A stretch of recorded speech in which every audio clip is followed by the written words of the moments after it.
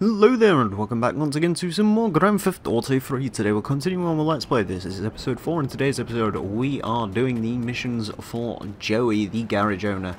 So let's get over to Trenton once again to start some missions. Of course last time we dealt with Mr. Marty Chonks, who had a couple of missions for us. Not particularly interesting missions, but missions nonetheless. Joey should have some ones that are actually slightly more interesting. And they are more storyline dependent because he actually has a marker. He's not like Marty where they just seem to have forgotten his existence, which I can't really blame them for.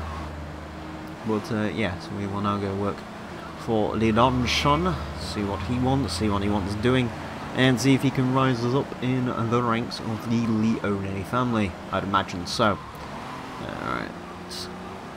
Do a little bit of a handbrake turn. Of course, got the trusty tactic once again. Probably going to be my most used car in the game by the end of this LP. She went flying. Let's do this. And welcome to one of the more infuriating parts of this game. Some missions can only be tackled at certain times, so yeah, you sort of need to find something to keep yourself preoccupied, like beating people over the head with baseball bats. So, I'll wait for the time to tick down to 5 o'clock, and then I will join you back here.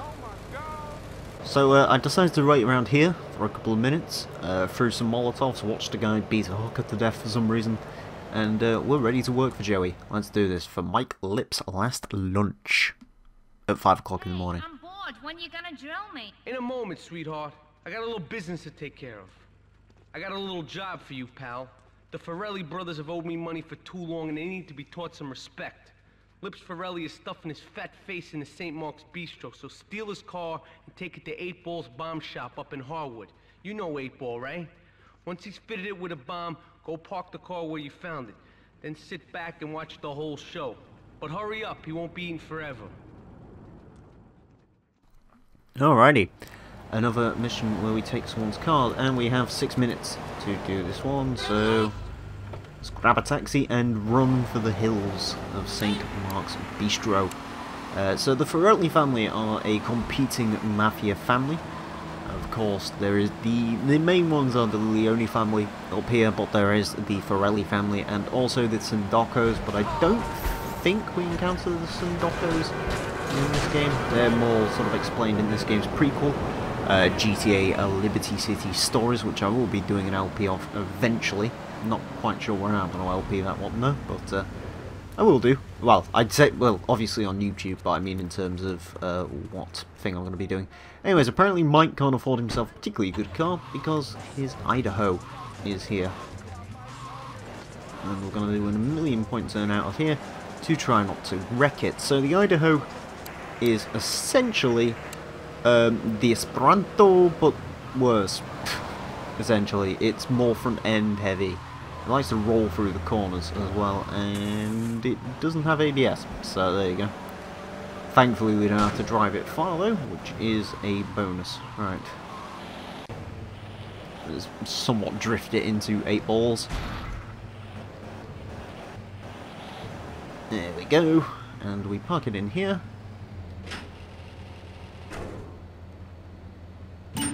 And there we go. So 8 Ball's shop offers car bombing services essentially. So the fun thing is, depending on which region of the game you go to, or yeah, depending on which island you're on, it changes what 8 Ball's shop does. So this particular one is an engine arming bomb. In Staunton Island it is a timing bomb, so you set the bomb and then it will go off, and then in Shoreside Vale you get a detonator, so you can remotely set off the car. But here in Portland it is a simple ignition bomb, so basically as soon as someone else gets in the car and turns on the ignition, it will explode. So the bomb is armed. Let's run away and wait for Mike to go down the stairs. Also, I like how they gave Mike a unique model, despite the fact he literally shows up in this one cutscene as he walks towards his precious Idaho, which is parked differently to what it was before. But never mind that. And bye-bye, Mike Lips. I will say, interestingly enough, we had to get 10,000 from doing that, compared to the measly couple of grand we've been making this far. Joey can certainly pay, as we set a car alarm off. Doesn't really matter though, because we already got a 1-star wanted level. There is a bribe somewhere near here, but I can't bother to go get it. I believe the wanted mission cancels out the wanted levels, so we will go ahead and do that. Please be available. Farewell, Chunky Lee Chong.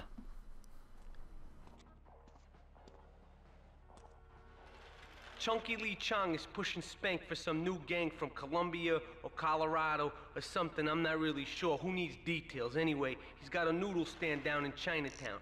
That rat has sold his last stir-fry. I want you to take him out. If you need a piece, go around back of ammunition opposite the subway. Sort yourself with a 9. You know where it is, right? Well, remember, just watch your back in Chinatown. It's triad territory. Okay, so another mission where it's like, hey, you can get a piece behind ammunition. And I'm like, I'm cool, I've got many pieces. So this mission is interesting, to say the least. So before we go ahead and actually do it, I'm just gonna wedge my car here, because you see this perennial, he will actually go and make a run for it. The idea of this mission is you are supposed to go on a car chase. However, if you line it up correctly, as I'm trying to do here, and apparently failing to do so. Again, another unique model, which is interesting. Also, like as I said, he sold his last stir fry, but he's actually selling noodles, so. Apparently none of those are hitting. So he's gonna run. He is gonna run, actually. We are going to go for the car chase. I was going to try and engage him at long range, but I've always been terrible at doing that. So apparently the perennial is not the car he goes for. Ah! Is that perennial he goes for?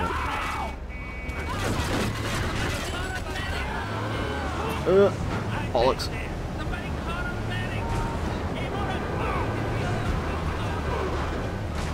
I have literally no idea what's going on right now.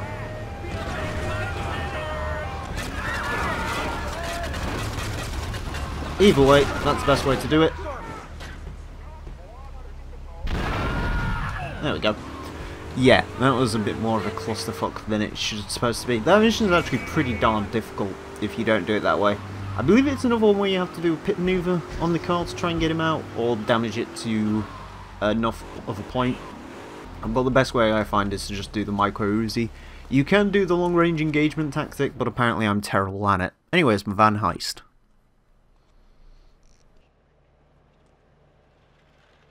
Alright, we're gonna hit the payroll van. It leaves the edge of Chinatown every day. Bullets won't even dent the van's armor, so get a car and ram it off the road. Now hit it hard, and the punk-ass security guard should bail. Then take it to the warehouse at the docks, and my guys are gonna take over from there. Now it won't be doing its rounds all day, so don't hang around. Alrighty. So we've got to ram a van. So I'm curious on this one. This one may have another exploit on it. This one I've actually never tested, but it works for the vigilante missions, which you'll see later on. So I wonder if it'll work for this one. So what the game wants us to do is ram this van, but I'm curious if I just do... Nope, never mind. I wonder if...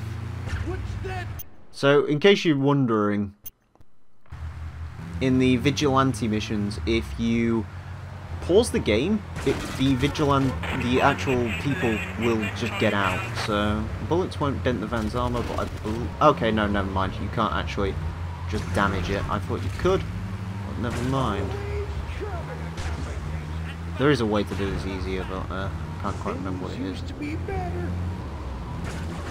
Anyways, actually ramming the van is pretty darn difficult. I think you can just pit maneuver it. or make it stop. Let's try that actually, that's probably an easier tactic than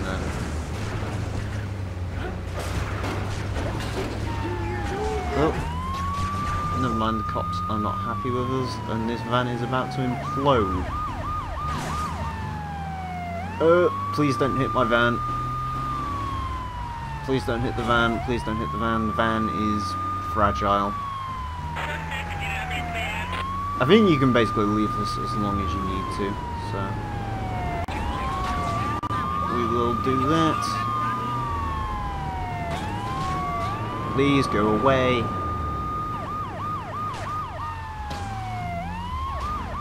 Bollocks. And let's see if the paint spray will do its job. There we go, wanted to get rid of the cops. So that's how the paint spray works essentially. If you want to get rid of the nasty policeman, you simply pull over. Did he run over his own comrade? I think he might have. Alright. Anyways, back to this cash van, wherever it has gone. Where art thou, cash van? I wonder if it actually does have a destination it goes to, or if it just drives around aimlessly. I'm not actually sure. I can't remember this one particularly well. I know this mission basically involves getting in and out of cars all the time. Oh, never mind, the wanted levels come straight back. So anyways, the best way is apparently to trap it What's that noise? in a wall. Those two guys are going to run. And we are going to grab the Secura-van. I've actually always liked the design of the Secura-van in this game for some reason. Something about it I think is quite cool. Anyways. It is actually pretty good at ramming stuff as well, as you'd expect. I think you can actually send the police cars over if you ram them hard enough, but nevertheless. So, fun fact here is from this point onwards the police will just stop chasing you. Doesn't matter what you do, they will just stop. So, interesting piece of mission scripting. Anyways, 20,000 credits. 20,000 credits? I've been playing too much Forza. Thankfully the Kuruma does not have a thing. Yeah, there we go. Il Burro wants to offer you an opportunity. Get to the payphone in Hepburn Heights. So we'll do that at some point. That's coming up. Anyway, Cipriano's a chauffeur. Tony, I've tuned her real sweet. She purrs, you know what I mean? Oh, here's the guy I was telling you about. Alright, listen, this guy, he ain't Italian and he's no mechanic, but he could get things fixed. This is Pop's capo, Tony Cipriani. Hey, I'm Tony Cipriani. Take him to Mama's restaurant at St. Mark's, alright? Now listen to me. I'm planning a job that needs a good driver, so drop by sometime later, okay? Okay, kid, drive me to the laundry in Chinatown first. I got a bit of business to take care of. Those washerwomen ain't been paying their protection money. And watch the car, Joey just fixed this junk heap, so no fancy crap, okay? Okay. Thank you, sir. So, Pops Capo, Tony Cipriani. So we are definitely meeting some new fellows. Capo is a pretty darn good fellow to meet. So we've met Luigi, Joey the Don's son, and now we've got the Don's right-hand man. So I guess all that's left now is the Don. I'm sure we'll meet him at some point. Anyways, Wait Mr. here. Wong's Keep the engine laundrette. running. This ain't a social call. Let's see how well this goes. That is some very weird texturing on that glass, and that's a lot of washing machines and nothing else.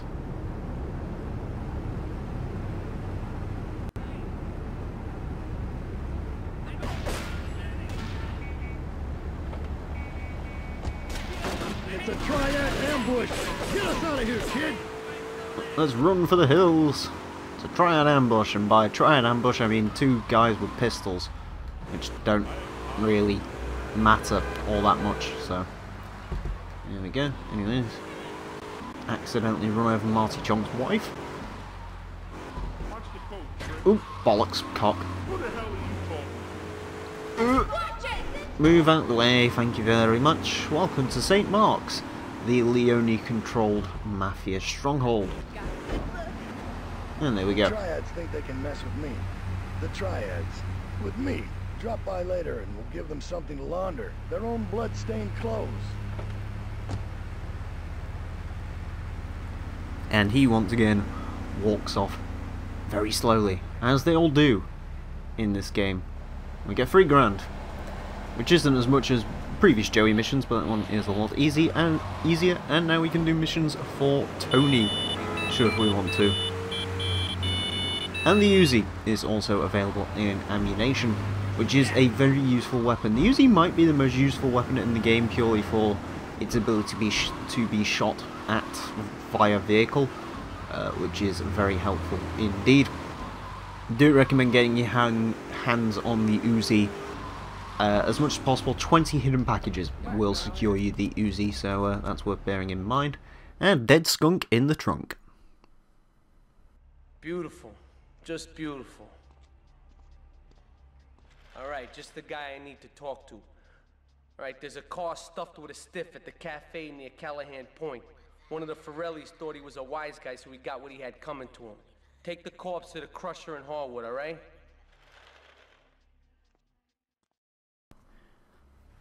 So, another mission with the car Crusher. This time we need to go ahead and pick ourselves up a car with a dead skunk in the trunk. Now this is one of the more difficult missions in the game, purely for the way the collisions physics work. So what I'm going to show you is an easier, or to make this mission slightly easier on yourself. So you'll notice there is the car there, the Mignana, with the dead skunk in the trunk. That's actually a unique car. And you'll also notice there is a Sentinel here with a man in it, and there is also another Sentinel, I believe, around there. So what we're going to do is we are actually going to take out these two Sentinels because they will give chase under normal circumstances. So what we're going to do is we're just going to pop a grenade next to that one, and they are going to come after us.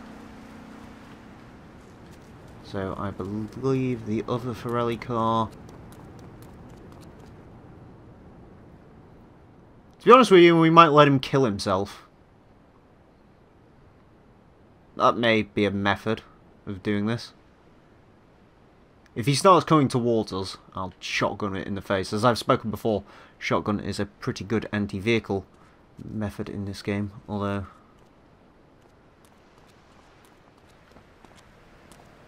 How stuck is that? I don't want to get too close because he will just try and reverse and run us over. And the shotgun hasn't got that much range. Nope, not that much range at all. Alright, grenade.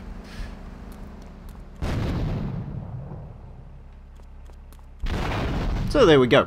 That's dealt with. So this is by far and away the easiest way to do it, because if you don't do that, you have to drive the Mignana, which is one of the slowest cars in the game, to the Crusher with two Sentinels ramming the absolute piss out of you, and it is insanely difficult to do that. Whereas if you just take them out, again, grenades are pretty good for that. They are also found via the hidden package system. I believe it's 30 grenades. Oh, sorry, 30 packages to get the granadas. Grenades aren't particularly useful in this game. Once you unlock the rocket launcher, they become practically useless. But it is definitely a good way to do dead skunk in the trunk. I find it a lot easier when you don't have those Sentinels chasing after you. Even when you're trying to take them out with the Uzi, it is difficult. The one advantage is they are completely crap at driving, but even still. So one thing I should mention is this Mignana is actually a unique car, one of my favourites in the game.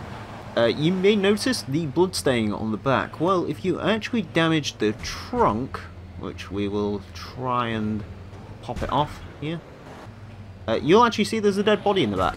This is a unique car that cannot be attained outside of this mission. You can actually save it if you take it to your garage, destroy it in your garage, and you will be able to keep it. Usually that's what I would do, but on this occasion, in this LP, I won't do that. I will simply do as the mission requires, which is to get the car to the crusher and let the crusher deal with it.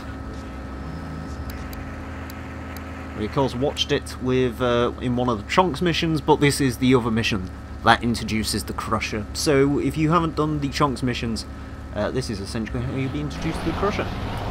So there we go, $10,000, and once again we will head over to Joey for, I believe, his final mission.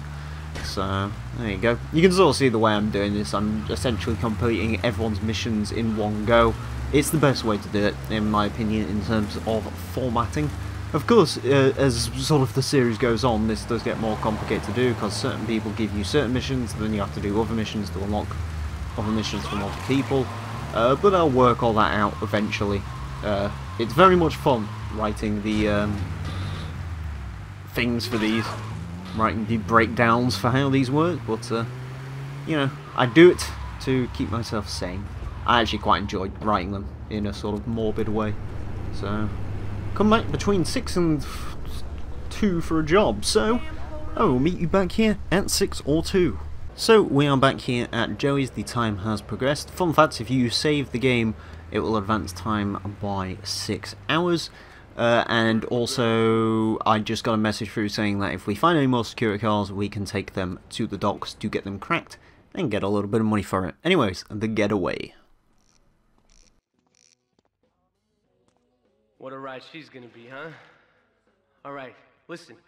Get some wheels to the safe house at St. Mark's and pick up a few friends of mine. They're hitting the bank and they need a driver.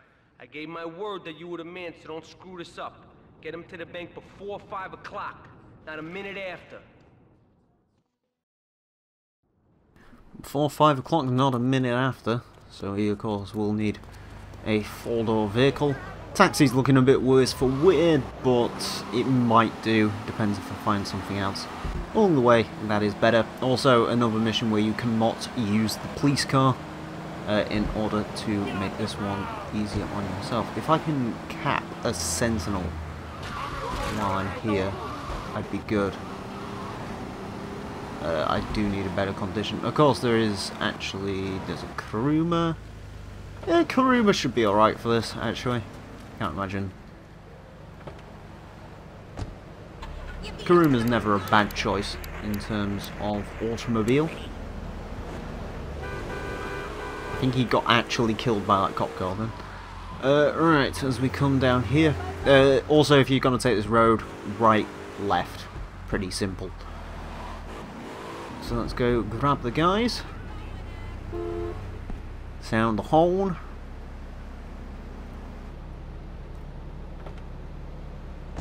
Look at them. Get us to the bank on the main drag. On the main drag. So, if I remember correctly, this mission says between 6 and 2, but when you enable it, it actually starts the mission timer earlier if you need it. You get a pretty good window to do this, so that is something worth bearing in mind. In and out in no time. As we watch these guys pull a baby driver. Ironically, we've got a red car as well.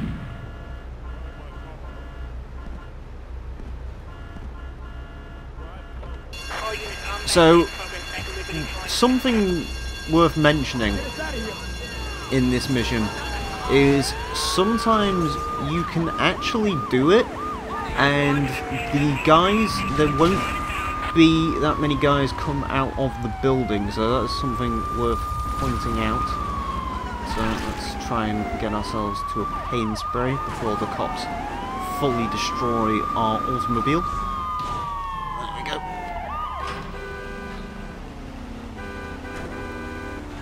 I was getting a little bit worried with the cop car ramming us that much. There we go. Cops won't recognise us. And indeed they don't, even though this car is just a slightly different shade of red. And they literally watched it go in. So, there you go. Anyways, with all 3 guys surviving, we do actually get a bonus. You can let some of them die off. You've got to just make sure you keep one alive. If you lose all of them, you will fail the mission. But because we kept all of them alive, we get $30,000. And that concludes Joey's missions. Yeah, he's done. The boss's son is pleased, he is satisfied, although we will, of course, run into him at some point. So, anyways, thank you all very much for watching this edition of the GTA 3 Let's Play. Do hope you've enjoyed. Next time, we are going to be taking a look at the telephone missions for El Burro, so join us for those. Until then, farewell.